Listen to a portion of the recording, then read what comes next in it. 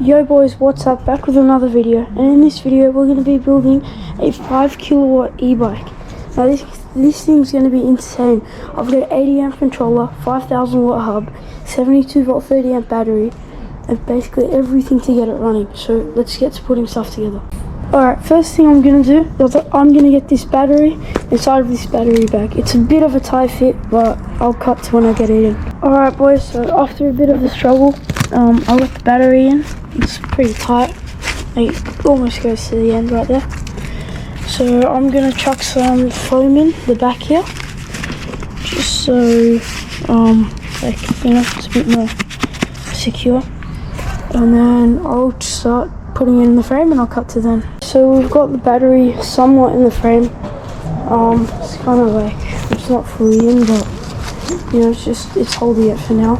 So I'm going to mount up the controller, and then I'm going to just make sure everything powers on and all that, because everything got soaked.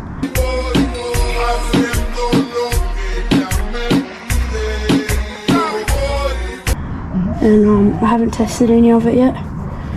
So I'm going to plug in the controller and the display, and then I'll cut to when I turn it on. Alright, so we got everything just temporarily plugged in. Yeah, it looks like it's working.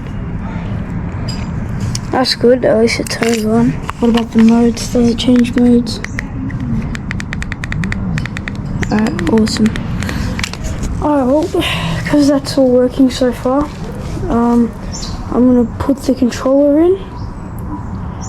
Or probably not. I might just put the throttle together first, because you're not really going anywhere with the throttle that looks like this. So yeah, I'll cut to once I've put the throttle together. Alright guys, just one thing to keep in mind if you ever have to put like a surround throttle back together, is the spring actually goes on like the other side, not in here. So it also is pretty hard to put on, so it took me a while. But once you slide this cover on, you should just be able to, there we go. So it all works pretty good.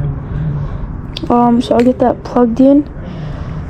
I'll get the controller mounted probably, and then I'll see what we're going to do from there. Alright guys, so I just got my throttle mounted. One thing I like to do is make sure that little line, like right there, so basically there's a gap between the two metal parts. I like that to be flush with my handlebars, so I know like that's, like a good mounting position, I guess. So also I'm going to have the wires probably run along here and go down like that, and then meet up with the display wires, and probably just go straight to the controller box. So we'll see how that goes. Alright boys, so I just got the screen display mounted on, 2 zip ties, some foam. It's on there pretty good. So far it's coming together pretty nicely. I mean, it's a unique build, but I guess that's what I like about it. So I'm gonna get all this cable management really nice. I'm gonna put the controller in. I've got to flip the whole bike upside down for that, and then I guess I'll cut to when I've got to put the wheel on. So that'll be the next. Alright boys, so just ignore the background noise for a bit. Basically I've done every bit. It looks pretty bad, but I've got the little controller box thingy that goes over it. Anyways, I'm going to chuck the wheel on. That's basically the last step. There's 2 more steps, but I'm going to put that wheel on, connect all the wires, and I'll cut to them. Alright boys, so I just got the rear wheel on. It's on there pretty good. Basically all we have left to do is I've got to plug all the motor wires in, get everything zip tied up, and that's it. We're basically ready to rip. Also, another thing, kind of have to fix this fender situation. I don't really know what I'm going to do. Maybe I'll get hose clamps, but right now it's kind of just flapping about, I guess.